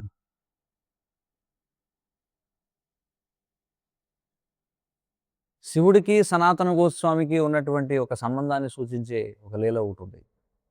అంటే అసలైనటువంటి సంపద ఏమిటి అనే విషయంలో. పూర్వం కూడా మనం చర్చించుండొచ్చు. కానీ సందర్భం మనం సనాతన గోస్వామి గురించి చర్చిస్తున్నాం కాబట్టి అది కూడా ఒకసారి గుర్తు చేసుకుందాం. కాశీ పట్టణంలో అంటే వారణాసిలో ఒక అత్యంత పేదవాడైనటువంటి బ్రాహ్మణుడు జీవిస్తూ ఉండేవాడు. అతడు ఎన్నో సంవత్సరాల నుండి శివుడిని ఆరాధన చేస్తూ ఉండేవాడనమాట. హ్మ్. అయితే అతడు ప్రతిరోజు కూడా ఏం చేసేవాడంటే శివుడిని ప్రార్థిస్తూ ఉండేవాడు. నాకు సంపద కావాలి, సంపద కావాలి. నా కుటుంబ వ్యవహారాలు చక్కబెట్టుకోవడానికి, అలాగే నా కుమార్తె వివాహానికి అని చెప్పి. అయితే ఒకనాడు శివుడు అతని యొక్క భక్తి చేత ప్రసన్నుడై, శివుడు ఏం చేస్తారంటే, తన స్వీయ రూపంలో చూడండి సాధారణంగా లింగాన్ని పూజిస్తారు కదా! కానీ ఒకనాడు స్వయంగా శివుడు ప్రత్యక్షమై ఏమంటాడంటే, "నువ్వు బృందావనానికి వెళ్లి నా స్నేహితుడున్నాడు సనాతన గోస్వామి" చూడండి. నా స్నేహితుడు సనాతన గోస్వామి ఉన్నాడు. అక్కడికి వెళ్లి నువ్వు అక్కడికి వెళ్లి అతన్ని కలుసుకో. అతడు నీకు గొప్ప సంపదనిస్తాడు అని చెప్పంటాడు. ఆ! అయితే ఆ బ్రాహ్మణుడు వారణాసి నుండి బృందావనం నడుచుకుంటూ వచ్చి అక్కడ సనాతన గోస్వామిని చూస్తాడు. ఆ సనాతన గోస్వామి ఏమో ఒక మురికి పట్టేసినటువంటి వ్యక్తిలాగా ఉంటాడు. అతని బట్టలన్నీ చినిగిపోయి ఆ! ఊరికే ఒక కౌపీనం కట్టుకొని, ఒక తుండు గుడ్డ ఏదో కట్టుకొని ఉంటాడు. అక్కడికొచ్చి బ్రాహ్మణుడు ఏమంటాడు, "ఇదిగో నాకు శివుడు వాగ్దానం చేశాడు. ఆహ్,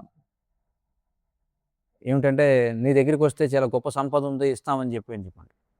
సనాతన గోస్వామికి ఒక విషయం గుర్తొస్తుంది. అవును కదా! కొన్ని సంవత్సరాల క్రితం ఆహ్, ఆయన ఏదో తవ్వుతూ ఉంటే ఆయనకి చింతామణి రాయి దొరుకుతుందనమాట. ఆ చింతామణి రాయి ఏంటంటే దాన్ని ఎలాంటి ఇతర ఖనిజాలతో ముట్టిస్తే దాన్ని బంగారంగా మార్చేస్తుంది. చూడండి.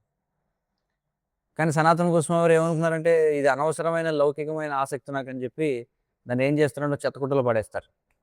ఆ! ఆ బ్రాహ్మణుడితో ఏమంటారంటే, "ఆ! అవును నా దగ్గర ఒకటుండేది పూర్వం దాన్ని ఎక్కడో పడేశాను నేను.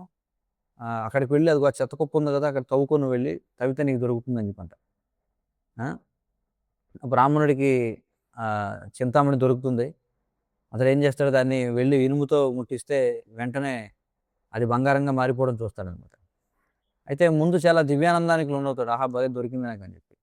కానీ అది దాన్ని పట్టుకొని నడుస్తూ ఉంటే అతనికి ఒక సాక్షాత్కారం వస్తుంది లోపల నుంచి. ఏమనంటే మరి సనాతన గోస్వామి ఎలాంటి పట్టింపు లేకుండా ఒక వెలకట్టలేనటువంటి చింతామణిని చెత్తకుప్పలో విసిరేస్తే, ఆయన దగ్గర ఖచ్చితంగా దీనికంటే కొన్ని లక్షల రెట్లు విలువైనదేదో ఉంది మొత్తానికి అని భావిస్తారు.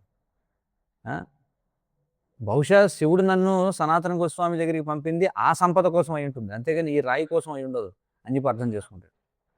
మళ్ళీ నది ఒడ్డుకొచ్చి ఆ బ్రాహ్మణుడు ఏం చేస్తారంటే, ఆ రాయిని ఈసారి యమునాలోకి విసిరేస్తాడు. యమునలోకి విసిరేసి సనాతనుడిని వేడుకుంటాడనమాట. అసలు నిజమైన సంపద ఏదవుతుంది దాన్ని ఇవ్వండి నాకు అని చెప్పి. అప్పుడు సనాతనుడు నవ్వి అతడికి దీక్షనిస్తాడు. దీక్షనిస్తాడు. భగవత్ ప్రేమ అనేటువంటి అసలైనటువంటి సంపదనిస్తాడు. హ్మ్. ఇది ఒక ఒక ఏం చెప్పుకుంటాం చాలా ముఖ్యమైనటువంటి లీల ఒకటి. అయితే మరొక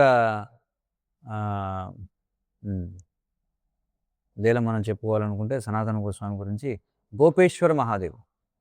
గోపేశ్వర మహాదేవ్ లీల ఒకటి ఉందంట. అయితే సనాతన గోస్వామి తీవ్రమైనటువంటి వృద్ధాప్యంలో ఉండగా ఆయన ఏం చేసేవారంటే బృందావనంలో ఉన్నటువంటి ముఖ్యమైన విగ్రహాలన్నిటిని కూడా దర్శించాలని చెప్పి ప్రతిరోజు కూడా పరిక్రమ చేస్తూ ఆయన ముఖ్యమైనటువంటి శ్రీ విగ్రహాలన్నింటినీ కూడా దర్శించుకునే వ్రతం ఆయన చేపట్టారు. అందులో ఒక ఆలయానికి ఆయన ప్రతిరోజు వెళ్ళేవారు ఏమిటంటే గోపేశ్వర మహాదేవ మందిరం అన్నమాట. అంటే అక్కడ శివుడు ఒక గోపి రూపంలో అర్చింపబడుతుంటాడు చూడండి. ఒక గోపి రూపంలో అర్చింపబడుతుంటాడు శివుడు. దాన్ని గోపేశ్వర మహాదేవ్ అని చెప్పంటారు. అయితే సనాతన గోస్వామి చాలా బలహీనం అయిపోవడం చేత ఆయన ప్రతిరోజు ఏంటంటే అంతటి వేడిలో, అలాగే దారి కూడా ఏదో ఇప్పట్లాగా సున్నితంగా ఉండదు, అంతా కూడా రాళ్ల మించి వెళ్ళాల్సి వచ్చేదన్నమాట. అది చాలా కష్టంగా ఉండేది ఆయనకి. ఒకరోజు రాత్రి గోపేశ్వర మహాదేవ్ ఆయన నేరుగా సనాతన స్వప్నంలో ప్రత్యక్షం అవుతారు. ప్రత్యక్షమై శివుడు ఏమంటాడంటే, సనాతన నువ్వు చాలా ముసలివాడి అయిపోయావు, ప్రతిరోజు ఇంత దూరం నువ్వు నడవలేకపోతున్నావు, దయచేసి నీ యొక్క వ్రతాన్ని తగ్గించుకో, నువ్వు రోజు నువ్వు నన్ను చూడడానికి వస్తున్నావు ఇక్కడికి, దయచేసి రావద్దు నువ్వు, నేనే నీ భజన కుటీరానికి దగ్గరలో నేనే నీకు ప్రత్యక్షం అవుతాను, అక్కడే నువ్వు నన్ను సేవించుకోవచ్చు, నువ్వు ఇంతగా దుఃఖాన్ని అనుభవించాల్సిన అవసరం లేదు.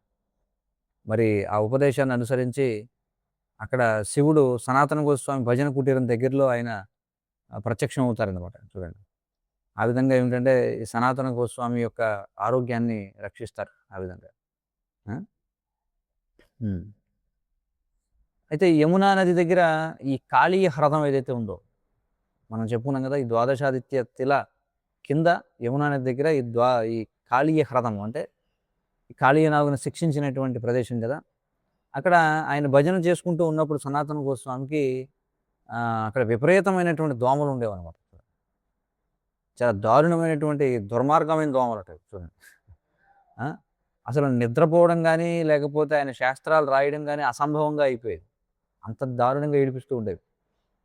విసుగు చెంది సనాతన గోస్వామి మొత్తం ఆయన దగ్గర ఏవైతే చిన్నవి ఉన్నాయో మూటముళ్ళు చదువుకొని ఇంక అక్కడి నుంచి వెళ్ళిపోదాం అనుకున్నారు ఆ ప్రదేశం నుంచి.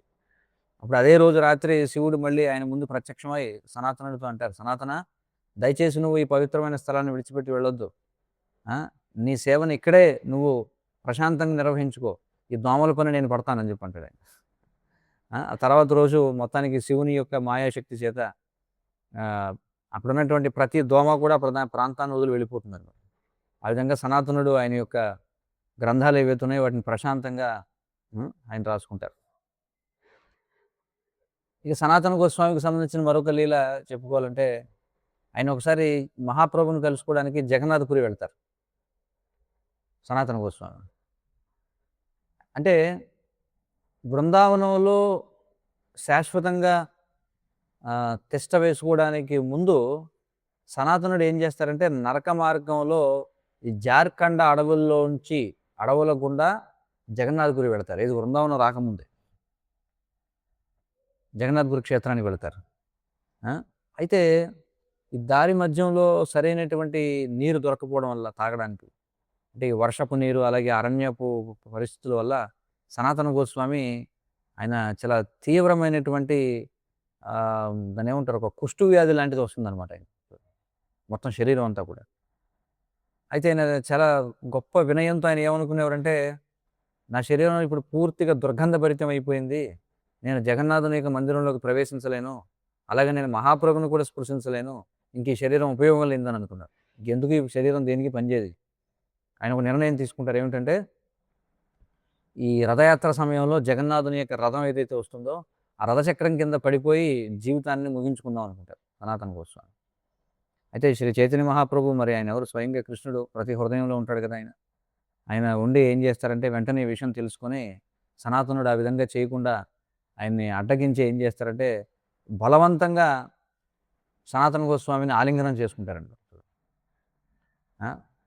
సనాతన గోస్వామి వద్దు వద్దు నన్ను ముట్టుకోకండి, నేను అత్యంత పాపిని, దయచేసి వద్దు వద్దు, అనారోగ్యంతో బాధపడుతున్నాను అన్నా కూడా సనాతన చైతన్య మహాప్రభు బలవంతంగా ఆయన ఆలింగనం చేసుకుంటారు.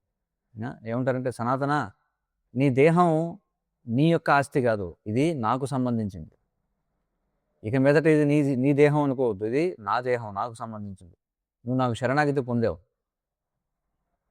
ఇది నా ఆస్తిని తెలిసిన తర్వాత కూడా నువ్వు నా ఆస్తిని ఎలా నాశనం చేద్దాం అనుకుంటున్నావు? చూడండి మహాప్రభు అడిగిన విధానం. నేను నీకు ఎన్నో గొప్ప కార్యాలు అప్పచెప్పాను చేయాలని చెప్పి. నువ్వు ఖచ్చితంగా శాస్త్రాలు రాయాలి, అలాగే వైష్ణవ మర్యాదను నెలకొల్పాలి, అలాగే లుప్తమైనటువంటి వృందావన లీలాస్థలాలని పునరుద్ధరించాలి. నువ్వు ఇవన్నీ సేవలు నీకు అప్పచెప్తే శరీరాన్ని నువ్వు నాశనం చేద్దాం అనుకుంటున్నావు ఎందుకంటారు. అయితే విశేషంగా మహాప్రభు మళ్ళీ ఆలింగనం చేసుకోవడం వల్ల సనాతన గోస్వామి యొక్క చర్మ వ్యాధి వెంటనే పూర్తిగా మాయమైపోతుంది అనమాట. ఆయనకు శరీరం ఎంతో తేజోవంతంగా మారిపోతుంది, ఒక స్వర్ణం వలె అది మెరుస్తూ ఉంటుంది అనమాట ఆయన యొక్క దేహం.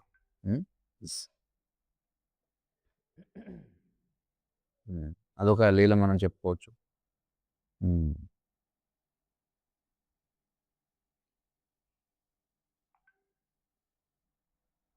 తర్వాత సనాతన గోస్వామి రాసినటువంటి గొప్ప రచనల గురించి మనం చెప్పుకుందాం. సనాతన గోస్వామి రాసిన గొప్ప రచనల్లో మొదటిది శ్రీ బృహద్భాగవతామృతం. చాలా ప్రఖ్యాతమైనటువంటి గ్రంథం అది, బృహద్భాగవతామృతం. సనాతన గోస్వామి యొక్క పరిపూర్ణమైనటువంటి రచనగా చెప్పబడుతుంది.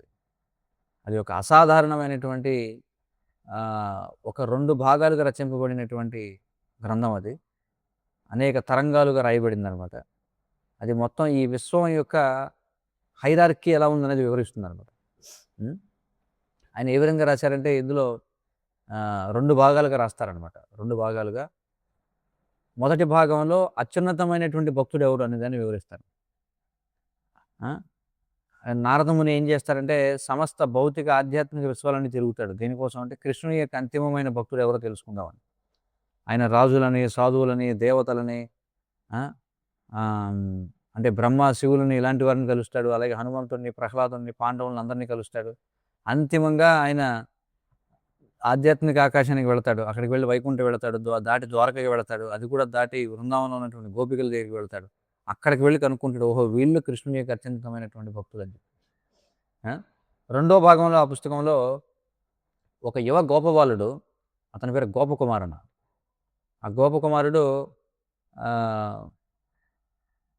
అంటే ఇది ఒక కథాపూర్వకంగా వివరిస్తారు అందులో. అంటే ఒక జీవి యొక్క ప్రయాణం ఎలా ఉంటుంది, ఒక ఆత్మ యొక్క ప్రయాణం ఎలా ఉంటుంది. ఈ గోపకుమారుడు మొత్తం ఉన్నత లోకాల నుండి, అలాగే భౌతిక విశ్వాలనేది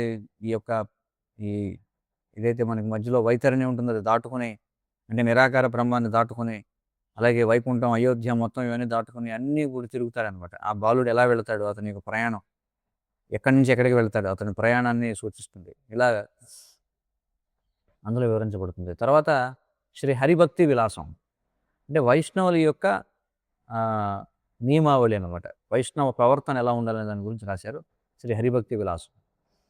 ఎందుకంటే మహాప్రభు ఆయనకి ఆదేశాన్ని ఇచ్చారు సనాతన గోస్వామికి. ఏమిటంటే ఒక భక్తుడు అసలు ఏ విధంగా జీవించాలి, ఎలా వ్యవహరించాలి, ఎలా ఆరాధన చేయాలి అనే దాని గురించి ఒక సమగ్రమైనటువంటి ఒక దిక్సూచి లాంటి గ్రంథం ఒకటి రాయమని చెప్తారు స్వయంగా చైతన్య మహాప్రభు.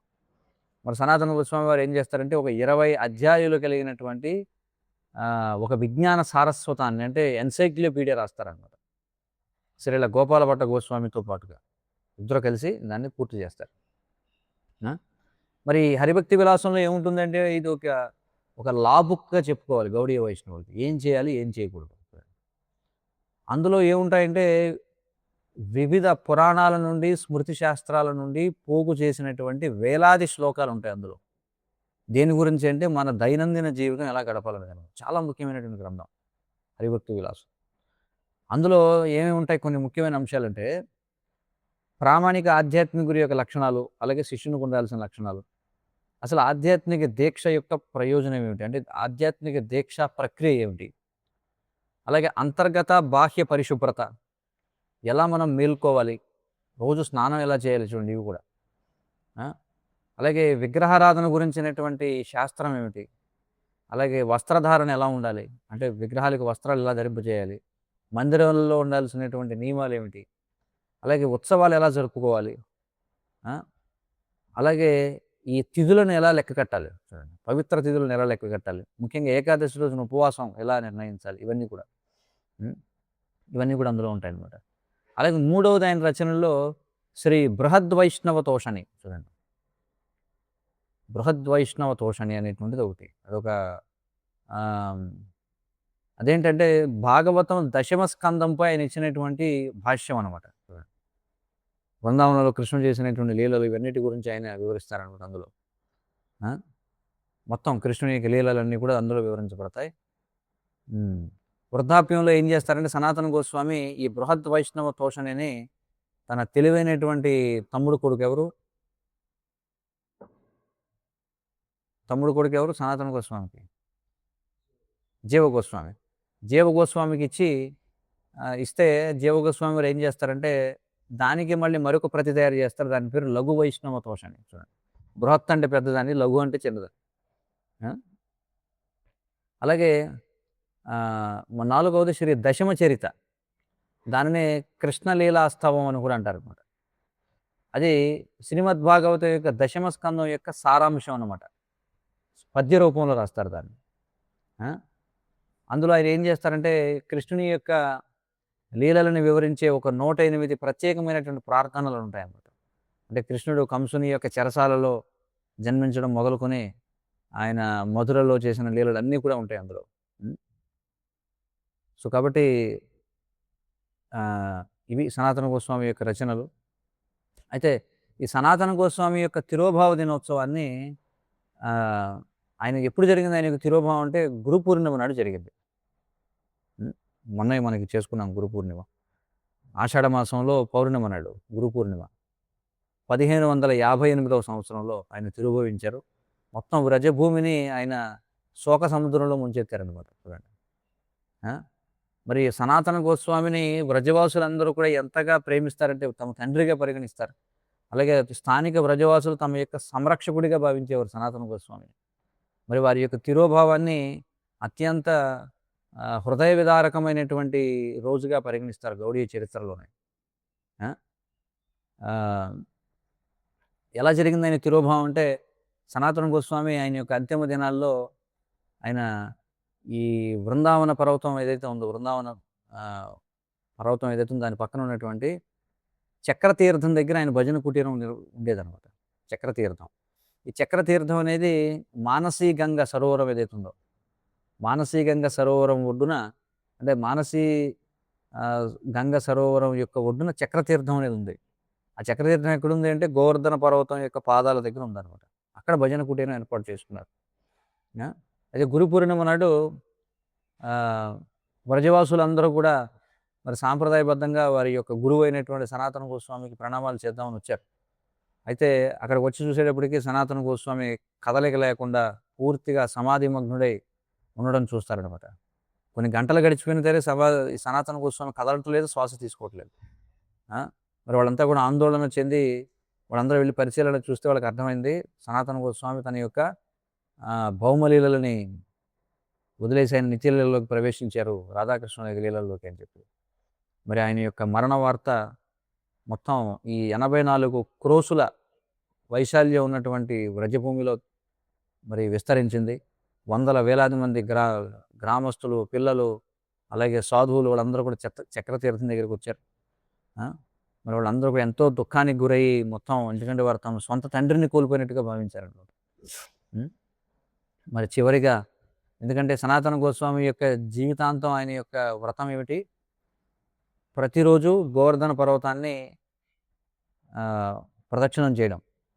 కాబట్టి ఆయన పార్థివ దేహం ఏదైతే ఉందో ఆయన యొక్క దేహానికి ఆ దేహంతో మళ్ళీ పరిక్రమ చేయించారు చివరిసారిగా. ఒక పల్లకీలో ఎక్కించి చక్కగా అలంకరించినటువంటి పల్లకీలో ఆయన్ని ఎక్కించి ఎంతో విధారపూర్వకంగా సంకీర్తన చేస్తూ వేలాది మంది భక్తులు మొత్తం 21 కిలోమీటర్ల మేరకు ఈ గిరి గోవర్ధన ప్రదక్షిణ చేస్తారు. ఆయన యొక్క పల్లకీలో కూర్చోబెట్టనమాట. అంతిమంగా పరిక్రమ అయిన తర్వాత మరి జీవ గోస్వామి యొక్క పర్యవేక్షణలో ఆయన శరీరాన్ని మళ్ళీ వృందావనానికి తీసుకొస్తారు. ఆయన ఈ సమాధిని నేరుగా సనాతన గోస్వామి వారికి అత్యంత ప్రియమైన రాధా మదన మోహన మందిరం ఏదైతే ఉందో ద్వాదశాదిత్య తిల, దానికి సమీపంలోనే ఆయన సమాధిని ఏర్పాటు చేస్తారు జీవ గోస్వామి. ఆ విధంగా సనాతన గోస్వామి రోజు తన మదన మోహనుని చూసుకునే విధంగా సమాధిని కట్టిస్తారన్నమాట. మరి ఈ రోజున మనం చూస్తే వృందావనంలో గురు పూర్ణిమ చాలా పెద్ద ఎత్తున జరుపుకోబడుతుంది. కారణం ఏంటంటే సనాతన గోస్వామి సందర్భంగా. మరి ఇప్పటికీ 460 సంవత్సరాలు గడిచినా సరే ఈ బ్రజ ప్రాంతంలో ఈ గురు పూర్ణిమ ఏదైతే ఉందో, వ్యాస పూర్ణిమ అంటాం, దీనిని ముండీయ పూర్ణిమ అని చెప్పి అంటారు.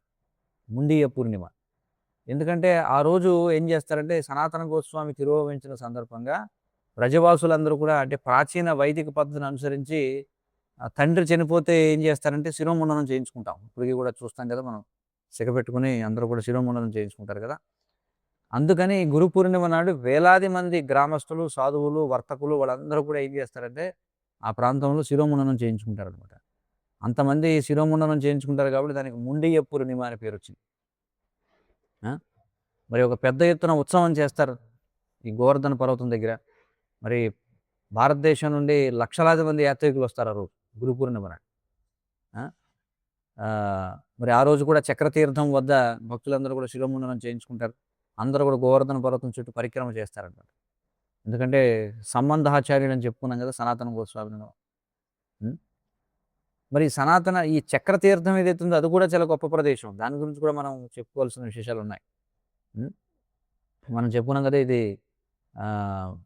ఈ మానసీ గంగ యొక్క ఉత్తర తీరాన ఉందన్నమాట ఈ చక్రతీర్థం అనేది. అక్కడ గోస్వాముల యొక్క లీలలు ఇవన్నీ కూడా జరుగుతాయి. దాని గురించి కొన్ని విషయాలు మనం తెలుసుకోవచ్చు.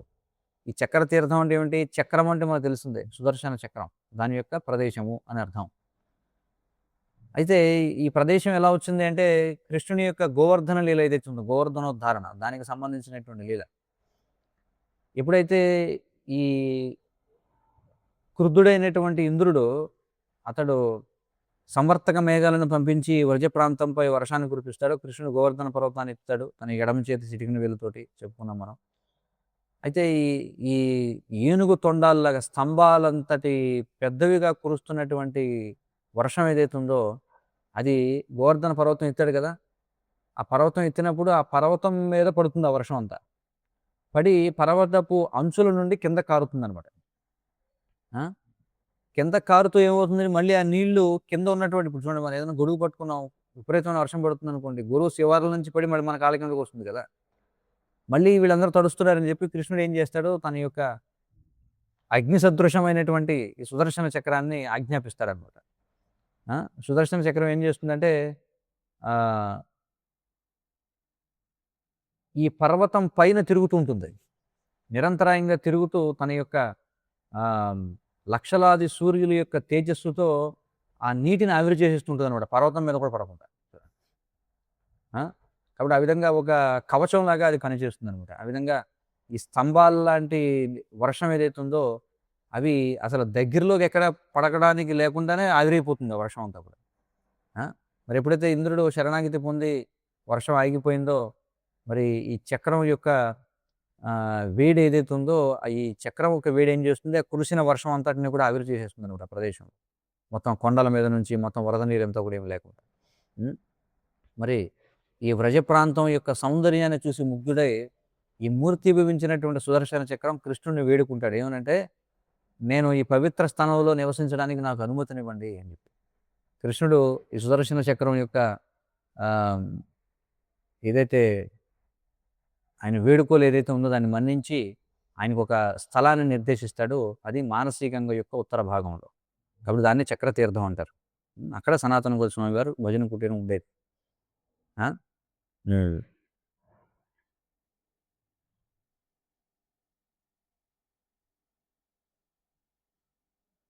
సో, కాబట్టి ఇవి కొన్ని విశేషాలు.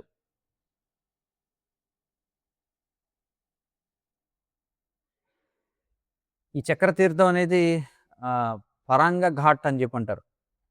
ఆ! అంటే ఈ మానసీ గంగా సరోవరం దగ్గర నౌకలు ఆగేటువంటి ప్రదేశం అనమాట. పరాంగ ఘాట్ అని కూడా అంటారు. హ్మ్. మరి కృష్ణుడు యవ్వనంలో ఉన్నప్పుడు ఆహ్, ఈ ప్రదేశంలోనే ఒకసారి ఆయన పడవ ఆహ్, ఆయన పడవ కూడా అక్కడే ఉండేదనమాట. కృష్ణుడు రోజు అక్కడికొచ్చి పడవ ఎక్కి సరదాగా ఆడుకుంటూ ఉండేవాడు. ఆ! నౌకా విహార లీల ఏదైతే ఉందో, మనం చూస్తాం కదా! పెయింటింగ్ ఉంది కదా! మనకి నౌకా విహార లీల పెయింటింగ్ ఉంటుంది. హ్మ్. శ్రీమతి రాధారాణి, గోపికలు వాళ్ళందరూ కూడా కృష్ణుని యొక్క పడవెక్కితే కృష్ణుడు పడవ దాటిస్తుంటాడు. ఆ లీల జరిగిన ప్రదేశం అది. ఆ! అయితే కృష్ణుడు ఏం చేసేవాడంటే ఆహ్, కృష్ణుడు నావికుడిగా మారువేషం వేసుకునేవాడట. అంటే కృష్ణుడు ఉన్నాడని తెలీదు వీళ్ళకి ఆ నావలో. కృష్ణుడు ఏం చేసేవాడంటే ఒక నావికుడిలాగా వేషం వేసుకునేవాడట. ఆ! పడవని తీసుకువెళ్ళి బాగా మధ్యలోకి వెళ్ళిన తర్వాత కావాలనే ఏం చేసేవాడంటే కృష్ణుడు ఆ నావని నీటితో నింపేసేవాడట. నింపేసి ఇదిగో ఇప్పుడు మునిగిపోతుంది. మరి ఆహ్, ఒకవేళ మీరు మరి మునిగిపోతుందనేటప్పుడు అందరూ భయపడతారు కదా! అమ్మో! అమ్మో! ఎలాగని చెప్పి. ఆ! ఇప్పుడు కృష్ణుడు అనేవాడంటే చూడండి మరి ఇది మునిగిపోకుండా ఆగాలంటే మీ మెడలో మీరు ధరిస్తున్న బరువైన ఆభరణాలు ఏవైతే ఉన్నాయో వాటన్నిటిని కూడా తీసి పడేయండి మీరు. తీసి పడేయండి. తీసి పడేసి నన్ను గట్టిగా పట్టుకోండి. అప్పుడు మునగకుండా చేస్తాననేవాడట. ఆ లీల జరిగినటువంటి ప్రదేశం అన్నమాట. హ్మ్. మరి చక్ర తీర్థం యొక్క ఏదైతే అమితమైనటువంటి ఆధ్యాత్మిక శక్తి ఏదైతే ఉందో ఆ! దాన్ని రక్షించడం కోసం కృష్ణుని మునిమనవడు ఎవరు వజ్రనాభుడు అక్కడ ఏం చేస్తారంటే ఆ ప్రదేశంలో ఒక శివలింగ స్థాపన చేస్తారు వజ్రనాభుడు. ఆ! మరి ఆ శివుని యొక్క రూపాన్ని చకలేశ్వర మహాదేవ్ అని చెప్పి అంటారు. చకలేశ్వర మహాదేవ్ అంటే వాస్తవానికి చక్రేశ్వర మహాదేవ్. అది వికృతం చకలేశ్వర్ అయిపోయింది. చక్రేశ్వర మహాదేవ్. ఆ! ఆయన అక్కడ ఈ మొత్తం సమస్త వ్రజ ప్రాంతాన్ని సంరక్షిస్తున్నటువంటి దిక్పాలకుల్లో ఒకడిగా ఆయన ఇక్కడ ఉన్నాడని చెప్పంటారు. మరి కొన్ని శతాబ్దాల తర్వాత ఆహ్, అదే ప్రదేశంలో చకలేశ్వర మహాదేవ్ మందిరం దగ్గరే చక్రతీర్థం వద్ద శ్రీ సనాతన గోస్వామి తన యొక్క అంతిమమైనటువంటి అంటే చివరి భజన కుటీరాన్ని నిర్మించుకున్నారనమాట. హ్మ్. మరి హ్మ్. అనేక లీలలు అక్కడ జరిగాయి. మనం చెప్పుకున్నాం గదా! సనాతన గోస్వామికి ఒక బాలుడిగా కృష్ణుడు కనిపించడం. అలాగే సనాతన గోస్వామి గురు పూర్ణిమ నాడు ఆయన అక్కడి నుంచి తిరోభవించడం. ఇవన్నీ కూడా లీలలు అక్కడే జరిగాయన్నమాట. హ్మ్. హ్మ్. మరొక లీల కూడా ఉంది. భక్తి రత్నాకరంలో చెప్పబడిందేమిటంటే, కృష్ణుడు స్వయంగా ఆహ్, ఒక మధురమైనటువంటి గోపబాలుడిగా కనిపిస్తాడు సనాతన గోస్వామికి విసరడానికి చూడండి. ఇది ఇందాక మనం చెప్పుకున్నాం కదా! శిలను ఒకటి ఇస్తాడని. దానికి ముందు జరిగినటువంటి లీలనమాట. ఇది చక్రతీర్థం దగ్గర జరిగిందనమాట. ఆ! ఆహ్, అది కూడా మనం చూడొచ్చు. అయితే సనాతన గోస్వామి మనం చెప్పుకున్నాం ప్రతిరోజు కూడా 21 కిలోమీటర్ల పరిక్రమ చేస్తుండేవారు గోవర్ధన పర్వతం చుట్టూ అని చెప్పి. ఒకరోజు మధ్యాహ్నం విపరీతమైనటువంటి వేసవికాలం చాలా దారుణంగా ఉంటుంది బృందావనంలో. దానితో పాటుగా ఈ కొండల నుంచి వేడొస్తుంటుంది. కాళ్ళు కాలిపోతుంటాయి. అసలే ఆయన వృద్ధాప్యంలో ఉన్నాడు. సనాతన గోస్వామి పైనుంచి విపరీతమైన వేడి. అతని కళ్ళు కూడా సరిగ్గా కనిపించేవి కాదు. కాళ్ళు పడిపోతుండేవారు ఎప్పటికప్పుడు. బలవంతంగా ఆయన కూర్చుండిపోతూ ఉండేవారనమాట నడవలేక. ఆ! మరి సనాతనుడు ఆ విధంగా ఇది గాలి కోసం అక్కడ దుమ్ములో కూర్చొనుండగా ఒక సుందరమైనటువంటి వ్రజవాసి బాలుడొస్తాడక్కడికి. ఆ పొదల్లోంచి బయటకొస్తాడు. తనతో ఏం చేస్తాడంటే ఒక విసనకర్రని పట్టుకొస్తాడనమాట. ఆ! మరి ఏ మాట చెప్పకుండా ఆ బాలుడు ఏం చేస్తాడు, వచ్చి నేరుగా చెమటలు పట్టేసినటువంటి వృద్ధ సాధువు పక్కనే కూర్చొని ఆ! విసరడం మొదలుపెడతాడనమాట. ఆ! ఆ విధంగా విసురుతూ ఉంటే కొంచెం కాసేపు చల్లని గాలి వచ్చి ఆయన యొక్క అలసటంతా కూడా తీరుతుంది. మరి సనాతనుడు మళ్ళీ ఆ చల్లని గాలి ఎవరు వీస్తున్నారో తెలీదాయనకి. తర్వాత ఆయన కొంచెం సేద తీరిన తర్వాత బాలుడు ఆహ్, సనాతన గోస్వామి వైపు చూసి నువ్వు ఇప్పటికే చాలా ముసలివాడైపోయి ఎందుకు నిన్ను నువ్వు బాధ పెట్టుకుంటున్నావు? నీ శరీరం బాగా బలహీనం అయిపోయింది. నువ్విక ఈ చుట్టూ నడవడం మానేయమని చెప్పి అంటాడనమాట. సనాతన గోస్వామి ఆయన చాలా బలహీనంగా నవ్వుతూ, లేదు లేదు, నేను చైతన్య మహాప్రభువుకు వాగ్దానం చేశాను. నా గురు పరంపరకు వాగ్దానం చేశాను. ప్రతిరోజు కూడా నేను చివరి శ్వాస వరకు నేను పరిక్రమ చేస్తానని చెప్పి. నేను దీన్ని విడిచిపెట్టలేనని చెప్పి అంటాడు. హ్మ్. ఆ తర్వాత మనకి ఈ ఇందాక చెప్పుకున్న లీల ఏదైతే శిలపై కృష్ణుడు నిలబడడం ఇవన్నీ కూడా. హ్మ్. హ్మ్. ఈ లీలలన్నీ కూడా జరిగాయి. ఇవి మనకి హ్మ్. కాబట్టి ఈ విధంగా మనం చూస్తే కృష్ణుడు తన యొక్క శుద్ధ భక్తుల యొక్క భక్తికి ఎలా ప్రతిస్పందిస్తాడని మనం చూడొచ్చు. ఆ! సనాతన గోస్వామి మనం చూస్తే అయాచక వృత్తి అనే దాన్ని పాటించేవారు. అంటే వయసు పెరిగిన తర్వాత అయాచక వృత్తి. అంటే నేనేం చేస్తారంటే బయటికి మదుగరికి వెళ్ళేవారు కాదనమాట. అంటే ఇంక భిక్షమెత్తుకోవడానికి వెళ్ళరు. ఆయన మౌనంగా ఒక ప్రదేశంలో ఉంటారు. పూర్తిగా భగవంతుడి ఇచ్చిపై ఆధారపడడం. అంటే ఎవరన్నా తెచ్చారనుకోండి అడగకుండా, ఇస్తే తినడం. ఏమీ లేకపోతే అలాగే జపం చేసుకోవడం. అయాచక వృత్తిని చేసేవారనమాట. ఆ విధంగా ఆయన రాధాకృష్ణుల యొక్క లీలల్లో మునిగిపోయి ఉండేవారు. ఆ! ఎన్నో రోజుల పాటు ఆయన ఒక్క ముద్ద కూడా తినేవారు కాదనమాట. తినడం గాని, తాగడం గాని చేసేవారు కాదు. వృత్తిలో అంటే ఈ వ్రతంలో భాగంగా. వయసు పెద్దదయిన తర్వాత. మరి ఆయన చాలా బలహీనం అయిపోతారనమాట. ఆ! మరి తన భక్తుడు ఈ విధంగా మరి అంటే పూర్తిగా పడిపోయేటువంటి స్థితిలో ఉన్నాడనే పరిస్థితిలో కృష్ణుడు తట్టుకోలేక ఏం చేస్తారంటే, ఆయన ఒక వ్రజవాసి గోపబాలుడిలాగా వస్తాడు మళ్ళీ చూడండి. ఎన్ని సార్లు వచ్చాడు ఆయనకి దర్శనం సనాతన గోస్వామికి. ఈసారి ఏం చేస్తాడంటే ఒక కుండతోటి ఆ! చాలా క్షీరం అంటే ఏంటి బాగా మరగబెట్టిన చాలా చిక్కగా ఉన్నటువంటి పాలు అనమాట. కుండతో పాలు తీసుకొస్తాడు. ఆ! మరి సనాతన గోస్వామి అప్పటికే సబ్‌కాన్షియస్ స్టేట్‌లో అన్నట్టుగా కొంచెం ఆ స్థితిలో ఉండగా వచ్చి కృష్ణుడు మాట్లాడతాడు ఎవరితో? సనాతన గోస్వామితో. బాబా! బాబా! లే నీ కళ్ళు తెరువు. ఆ! నీకోసం తాజా పాలు తీసుకొచ్చాను. నువ్వెందుకని ఇలా ప్రాయోపవేశం చేస్తున్నావు? ప్రాయోపవేశం అంటే ఏమిటి? మరణించే వరకు నిరాహార దీక్ష చేయడం. ఎందుకు ఇలాంటి పరిస్థితుల్లో ఉన్నావంటే, అప్పుడు సనాతన గోస్వామి అడుగుతారనమాట. బాబు నువ్వు ఎక్కడి నుంచి తెచ్చావు ఈ పాలు? ఎందుకంటే నేను ఎవరిని కూడా ఆహారం కోసం అడగలేదే. నేను చాలా కఠినమైన వ్రతంలో ఉన్నాను కదా! అప్పుడు ఆ బాబు నవ్వుతూ ఏమంటాడంటే, చూడు నువ్వు అడగలేదని నాకు తెలుసు. కానీ నేను దగ్గరలో ఉన్నటువంటి అరణ్యంలో నా గోవులను మేపుతూ ఉన్నాను నేను. నా తండ్రి నిన్ను చూసాడు ఈ చెట్టు కింద కూర్చోవడం. నువ్వు బలహీనంగా ఉన్నావని చూసి ఆయన ఆందోళనతో ఏమన్నాడంటే, బాబు నువ్వు వెంటనే వెళ్ళి తాజా పాలు ఇవ్వు. ఆ ముసలి బాబా ఎవరైతే ఉన్నాడో సరస్సు దగ్గర ఆయన చాలా బలహీనంగా ఉన్నాడని చెప్పి. అతను పాలు తాగే వరకు నువ్వు తిరిగి రావద్దని చెప్పాడు. దయచేసి పాలు తాగు. లేకపోతే నా తండ్రి నా పట్ల కోపం ప్రదర్శిస్తాడు. నేను మళ్ళీ ఇంటికి తిరిగి వెళ్ళలేనని చెప్పి అంటాడన్నమాట. చూడండి. ఆ పిల్లవాడు ఆ విధంగా అడగడంతో సనాతన గోస్వామి ఏం చేస్తారంటే ఆ కుండ తీసుకొని ఆ పాలు తాగుతాడు. ఎప్పుడైతే ఆయన తన పెదవులకి దాన్ని ముట్టిస్తాడో ఆయనకి వెంటనే ఆధ్యాత్మిక శక్తి లాంటిది వస్తుందనమాట. పూర్తిగా ఆయన శక్తివంతులవుతారు మళ్ళీ. ఆధ్యాత్మిక శక్తి, శారీరక శక్తి ఇదంతా కూడా శరీరం అంతా ఉరదెత్తినట్టుగా ఒకసారిగా శక్తి వస్తుంది. ఆ! మళ్ళీ తాగేసిన తర్వాత కుండని ఇచ్చేద్దామని చూస్తాడు. ఆ! కానీ ఒక్క క్షణంలో మళ్ళీ ఆ పిల్లవాడు మాయమైపోతాడు చెట్లలోకి. ఆయన యొక్క విశేషం ఏంటంటే ఆ పిల్లవాడు వచ్చినప్పటికి ఆయన పాదముద్రలు కూడా కనిపించవు ఎక్కడ కూడా. అలా మాయమైపోతాయి. అప్పుడు సనాతన గోస్వామికి అర్థమవుతుంది. ఓహో! ఇది కృష్ణుడన్నమాట. అతని తండ్రి ఎవరు? నందమహారాజు పుత్రుడు అతడు అని చెప్పి. ఆ! కాబట్టి ఇది ఎక్కడ జరిగిందంటే పావన సరోవరం అనేటువంటి ప్రదేశం ఏదైతే ఉందో, ఈ బ్రజభూమిలో ఉన్న ఒక సరోవరం అన్నమాట. అక్కడ జరిగింది. ఈ లీలని స్మరించుకోవడం కోసం ఇప్పటికి కూడా తీర్థయాత్రికులు ఈ పావన సరోవరం దగ్గరికి వెళ్తుంటారు. అక్కడ సనాతన గోస్వామి భజన కుటీరం ఉంది అక్కడ కూడా. ఆ! ఆహ్, అంటే ఆ ప్రదేశంలోనే కృష్ణుడు తటస్థునిగా ఉంటానని చెప్తాడు కదా భగవద్గీతలో. సమోహం సర్వభూతేషు.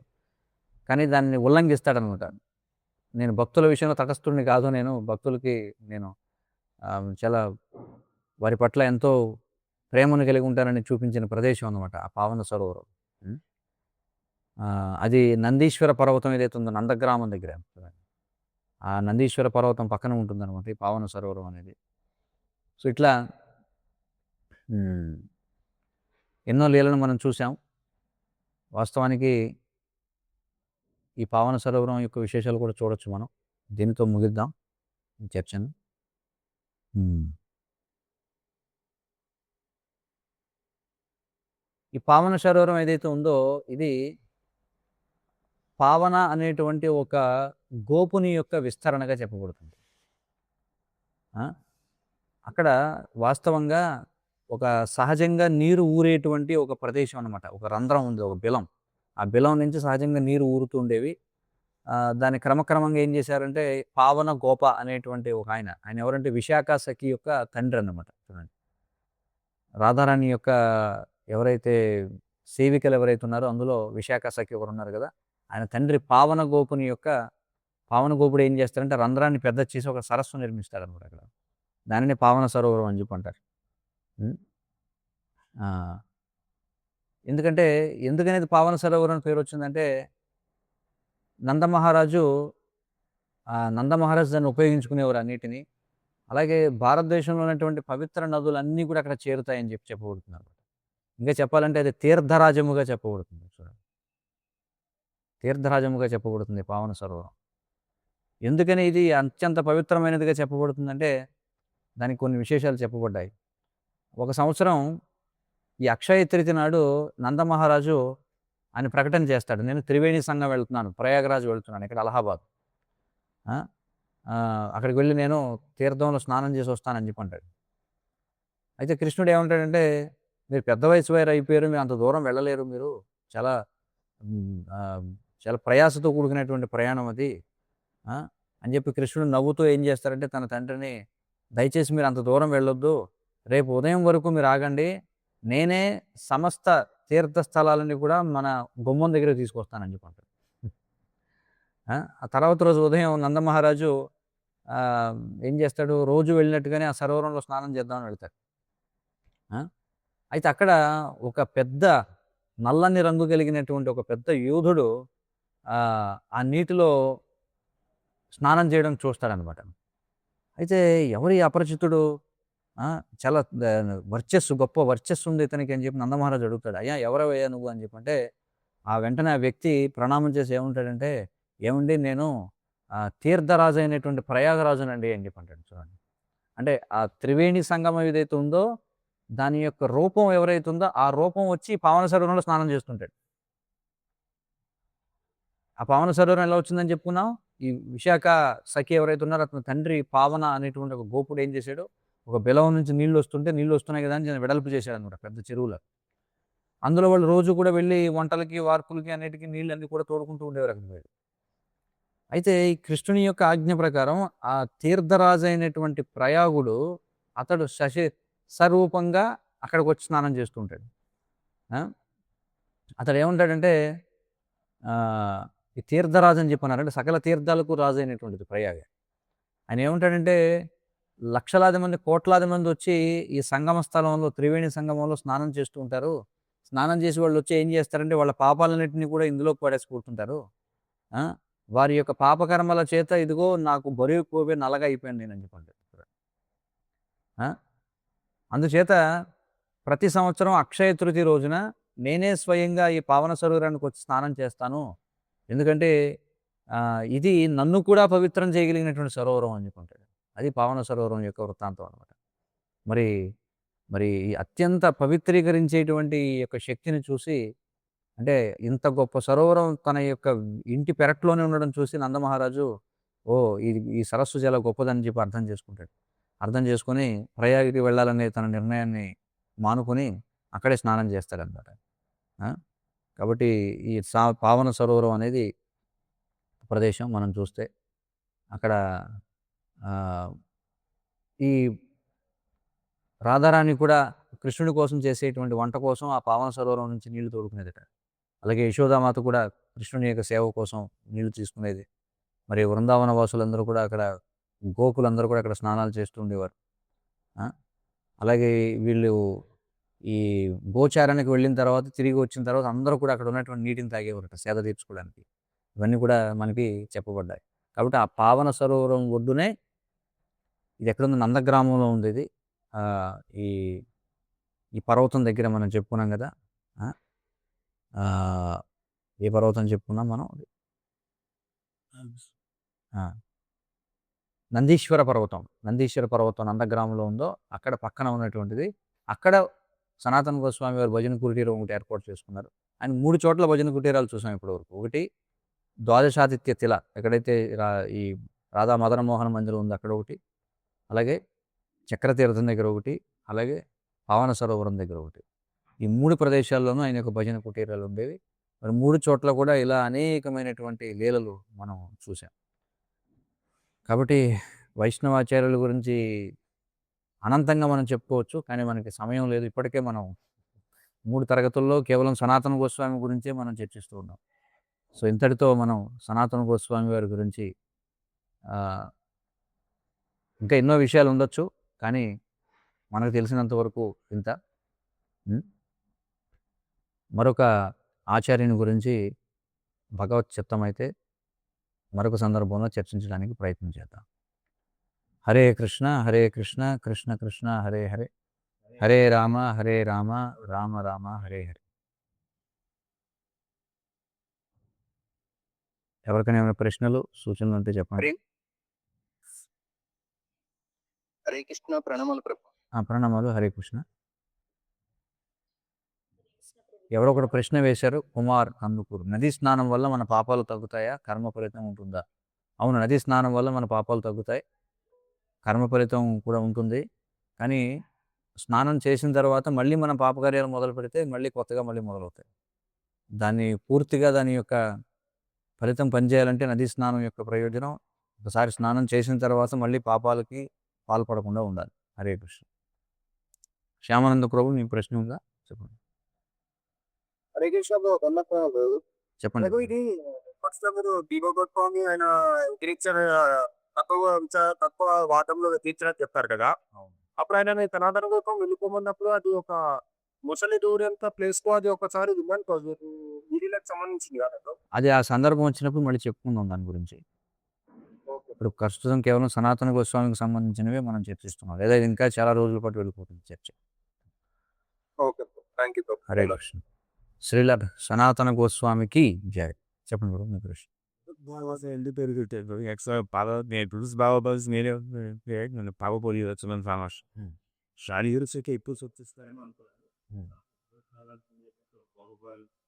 అవును, బృహద్ భాగవతామృతం అనేది భాగవతంలో ఉన్నటువంటి ఏవైతే విషయాలు ఉన్నాయో వాటికి ఇంకా అదనపు వివరణ అనమాట.